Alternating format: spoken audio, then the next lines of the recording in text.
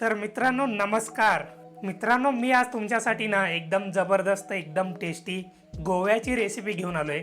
म्हणजेच Goan fish करीची recipe आहे की नाही, एकदम जबरदस्त. आता तुम्ही विचार करत असाल की गोव्यामध्ये जे मसाले भेटतात किंवा त्यांची करण्याची जी पद्धत आहे ना ती वेगळी असती. या सगळ्याचं तुम्हाला टेन्शन आलेलं असणार. काही टेन्शन घ्यायची गरज नाही आहे, मी आहे. कारण मी या रेसिपी व्हिडिओमध्ये ना सगळी माहिती तुम्हाला सांगणार आहे. आणि त्याचबरोबर गोव्यामध्ये जे मसाले वगैरे भेटतात ना ते सगळेच मसाले आपल्या महाराष्ट्रामध्ये भेटतील असं नाही आहे. काही भेटतात, काही भेटत नाही आहेत. पण जे मसाले आपल्याकडे भेटतात ना त्याच मसाल्यांमध्ये एकदम मस्त टेस्टी आणि भन्नाट चवीची गोवन फिश करी कशी तयार करायची ना ते आज आपण बघून घेऊयात. चला तर मग बोलण्यामध्ये जास्तीचा वेळ न घालवताना फटाफट आपण रेसिपीला सुरुवात करूया. हो, पण त्याच्या आधी चॅनलला सबस्क्राईब करा, लाईक करा आणि कमेंट करायला विसरू नका. आणि ज्या रेसिपीज तुम्हाला आवडतात ना आमच्या चॅनलवरच्या त्या इतरांच्या बरोबर शेअर करायला नक्की विसरू नका. चला आता पटकन रेसिपीला सुरुवात करूया.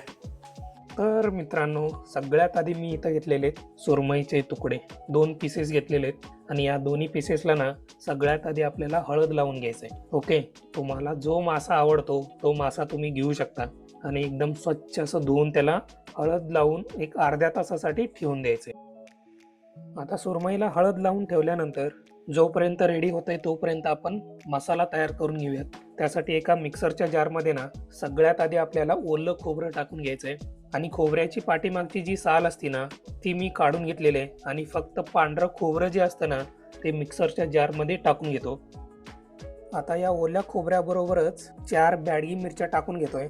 आणि या ज्या मिरच्या आहेत ना अर्ध्या तासापूर्वी गरम पाण्यामध्ये भिजत ठेवल्या होत्या आणि आता सध्या बघितलं तर एकदम चांगल्या प्रकारे आणि मऊदार अशा या मिरच्या भिजलेल्या आहेत पाण्यामध्ये. आता या मिरच्यांबरोबरच 1 चमचा जिरा, पाव चमचा काळी मिरी, थोड्याशा लसणाच्या पाकळ्या, 1 इंच आलं, 4 पाकळ्या कोकम, अर्धा चमचा लाल मिरचीची पावडर आणि त्याचबरोबर थोडीशी हळद. आणि आता मित्रांनो यामध्ये अर्धी ते 1 वाटी पाणी टाकून घ्यायचं आहे की जेणेकरून मसाला आपला एकदम चांगल्या प्रकारे बारीक झाला पाहिजे म्हणून. तर मित्रांनो आता इथं तुम्ही बघू शकताय मसाला एकदम बारीक असा वाटून घेतलेला आहे मिक्सरमधून. तुम्हाला ज्या पद्धतीने हा मसाला वाटून घ्यायचा आहे ना त्या पद्धतीने तुम्ही वाटून घेऊ शकता.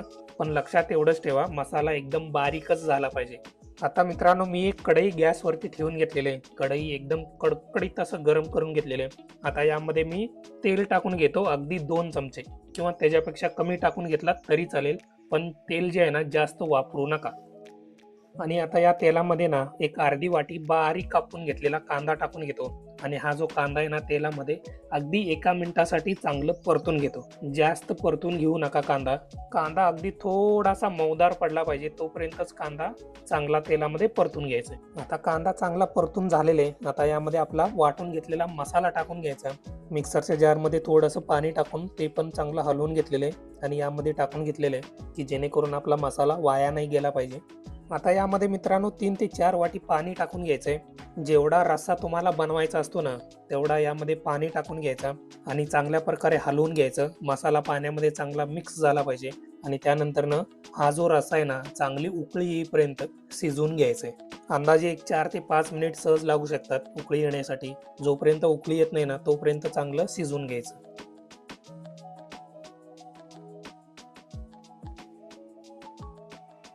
आता एकदा का रश्याला चांगली उकळी आली ना आता यामध्ये चवीपुरतं मीठ टाकून घ्यायचंय. आणि त्याचबरोबर 2 हिरव्या मिरच्या आणि त्याचबरोबर 4 कोकमच्या पाकळ्या टाकून घ्यायच्या आणि चांगल्या प्रकारे हे सगळं मिक्स करून घ्यायचं. आता मित्रांनो यामध्ये आपल्याला टाकून घ्यायचे सुरमईचे पीसेस. एकदम हळूवारपणे अगदी अलगदपणे टाकून घ्यायचे की जेणेकरून पीसेस जे आहेत ना ते जे तुकडे नाही पडले पाहिजेत, ते तुटले नाही पाहिजेत याची काळजी घ्या. आणि सुरमईला जास्त चमच्याने हलवून पण घेऊ नका. सुरमई नाजूक असते, पटकन तुटून जाते. जर तुम्हाला पीसेस अख्खे हवे असेल ना तर हलवून घेऊ नका. आणि गॅस जो आहे ना एकदम मंद आचेवरती ठेवायचा. मंद आचेच्या गॅसवरती फिश करी जी आहे ना एकदम चांगल्या प्रकारे 5 ते 10 मिनिटासाठी शिजवून घ्यायचे.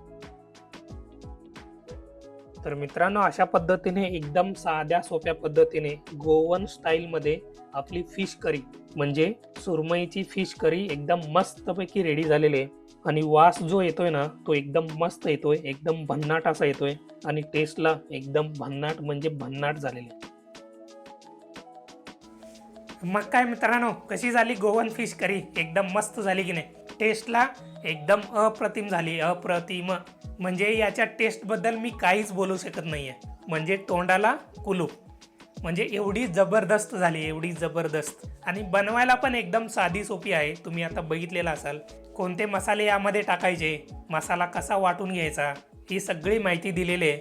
मेन म्हणजे गोवन फिश करीमध्ये ना मसाला जो असतो आपल्याकडे भाजून घेतला जातो, पण गोवन फिश करीमध्ये ना मसाला भाजून टाकला जात नाही. एवढं लक्षात ठेवा. म्हणजे तुमचा पण गोवन फिश करी एकदम मस्त बनेल. ओके, तुमच्या घरामध्ये पण एकदा नक्की ट्राय करा आणि मला कमेंट करून सांगा तुमची गोवन फिश करी टेस्टला कशी झाली ते. नक्की सांगाल ना? नक्की सांगा. चला तर मग आता जाता जाता रेसिपी आवडली असेल तर लाईक करा, कमेंट करा आणि चॅनलला सबस्क्राईब करायला विसरू नका.